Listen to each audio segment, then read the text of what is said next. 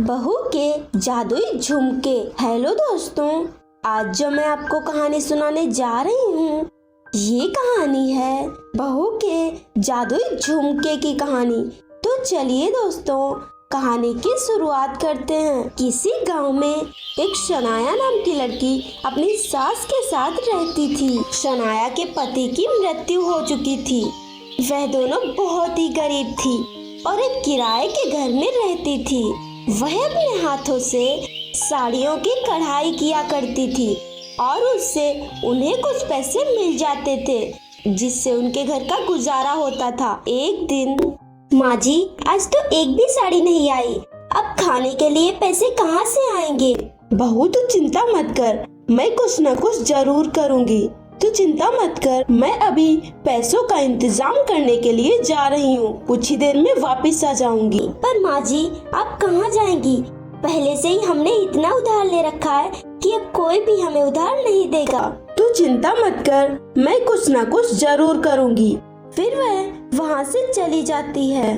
दीदी मुझे कुछ पैसे दे दीजिए, मैं कुछ ही दिनों में आपको लौटा दूंगी। निकल यहाँ से, जब मैंने पिछली बार तुझे पैसे दिए थे वो तो आज तक वापस किए नहीं और अब फिर आ गई। अब तो भूल ही जा कि तुझे पैसे मिलेंगे भी। ये सभी बातें शनाया परी सुन लेती है। हे भगवान, ये सब क्या हो रहा है? यही दिन दिखाना बाकी रह गया था क्या? अब हम क्या करेंगे?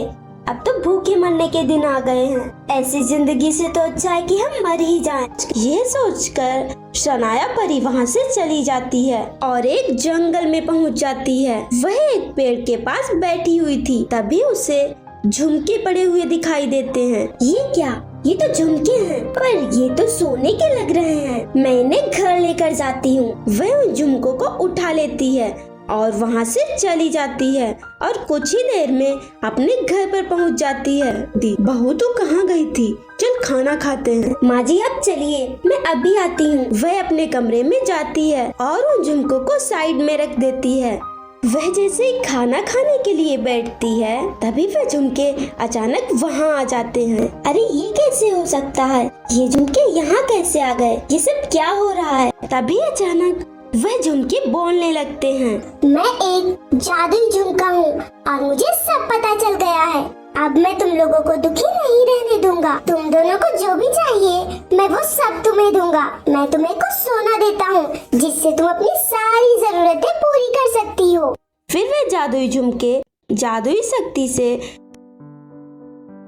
वहाँ पर बहुत सारा सोना लाते हैं। इतना सारा सोना देखकर दोनों बहुत ही खुश हो जाती हैं। आपका बहुत बहुत धन्यवाद। आज के बाद हम कभी भी दुखी नहीं होंगे और हमेशा खुश रहेंगे। अगर आपको ये कहानी अच्छी लगी हो तो हमारे वीडियो को लाइक करें और हमारे चैनल को सब्सक्राइब भी कर लें। धोखेबाज सौतेली बेटी। हेलो दोस्तों, आज मैं जो आपको कहानी सुनाने जा रही हूँ ये कहानी है सौतेली बेटी की कहानी। तो चलिए दोस्तों, कहानी की शुरुआत करते हैं। एक बहुत ही खूबसूरत परीलोक बसा हुआ था। उस परीलोक में दो परियां अपनी माँ के साथ रहती थी, जिनमें से पहली परी का नाम श्रद्धा परी और दूसरी परी का नाम सेजल परी था। श्रद्धा परी सेजल परी की सौतेली बहन थी, इसीलिए सेजल परी श्रद्धा परी से नफरत करती थी। एक दिन दोनों आपस में झगड़ रही थी।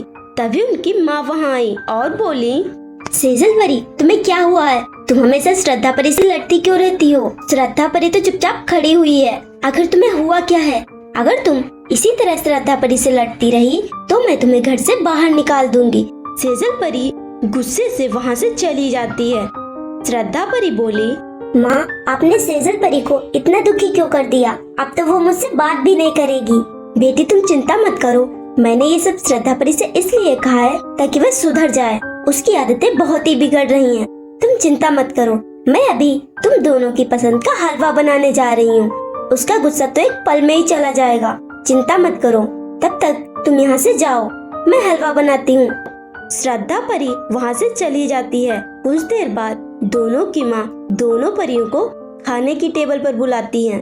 दोनों परियां वहाँ आ जाती हैं। सेजल परी बोली, अब मेरी क्या गलती है? क्या किया है मैंने? तुमने कुछ किया नहीं है, वो मैंने तुम्हें हलवा खाने के लिए बुलाया। पर मैंने तो नहीं कहा था ना हलवा बनाने के लिए मुझे नहीं खाना। मुझे जो भी खाना होगा वो मैं खुद बना लूंगी। सेजल परी गुस्से से वहाँ से चली जाती है। इसी तरह कुछ दिन बीत जाते हैं। एक दिन सेजल परी सोचती है, मैं रोज रोज के तमाशे से तंग आ चुकी हूँ, मुझे कुछ तो करना होगा, अब बस बहुत हो चुका। कुछ देर तक सेजल परी कुछ प्लान बनाती है और वहाँ से चली जाती है और अपनी माँ के पास पहुँच जाती है और कहती है, माँ मुझे आपको कहीं ले जाना है। पर कहाँ? चलो तो फिर बताती हूँ। नहीं, मुझे भी बहुत काम है, मैं अभी नहीं जा सकती, तुम जाओ। अगर आप नहीं जाएंगी तो फिर मैं आपसे कभी भी बात नहीं करूँगी। ठीक है, तुम रुको, मैं 1 घंटे में काम खत्म करके आती हूँ। ठीक है, आप जल्दी जाइए। उसकी माँ वहाँ से चली जाती है। धीरे धीरे 1 घंटा बीत गया। इतनी देर तक क्या हो रहा है, मैं खुद ही जाकर देखती हूँ कि आखिर चल क्या रहा है। चलो चलते हैं। सेजल परी अपनी माँ के साथ वहाँ से चली गई और एक नदी के पास पहुँच गई।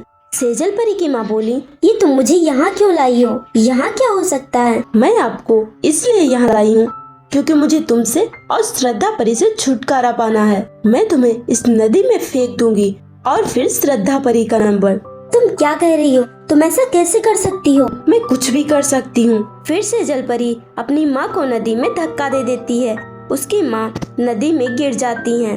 तभी वहाँ श्रद्धा परी आ जाती है। वह बोली, ये तुमने क्या किया? तुम ऐसा कैसे कर सकती हो? अब तेरा भी वही हाल होगा। इतना कहकर सेजल परी गन निकालती है और कहती है, अब तेरा भी वही हाल होगा जो माँ का हुआ है। अरे मैं तो भूल ही गई थी, इसमें तो गोली ही नहीं है। कोई बात नहीं, तेरे लिए तो मैं ही काफी हूँ। फिर सेजल परी श्रद्धा परी को नदी में धक्का देने के लिए आगे बढ़ती है, पर वह खुद ही नदी में गिर जाती है और चिल्लाने लगती है। श्रद्धा परी उसे नदी से बाहर निकालती है। सेजल परी को अपनी गलती पर बहुत ही पछतावा होता है। वह श्रद्धा परी से माफी मांगती है। श्रद्धा परी बोली, तुम्हारी माफी मांगने से माँ वापस नहीं आ जाएंगी। मैं तुम्हें कभी भी माफ नहीं कर सकती। श्रद्धा परी वहाँ से चली जाती है। फ्रेंड्स, अगर आपको ये कहानी अच्छी लगी तो वीडियो को लाइक कीजिए और चैनल को सब्सक्राइब कीजिए।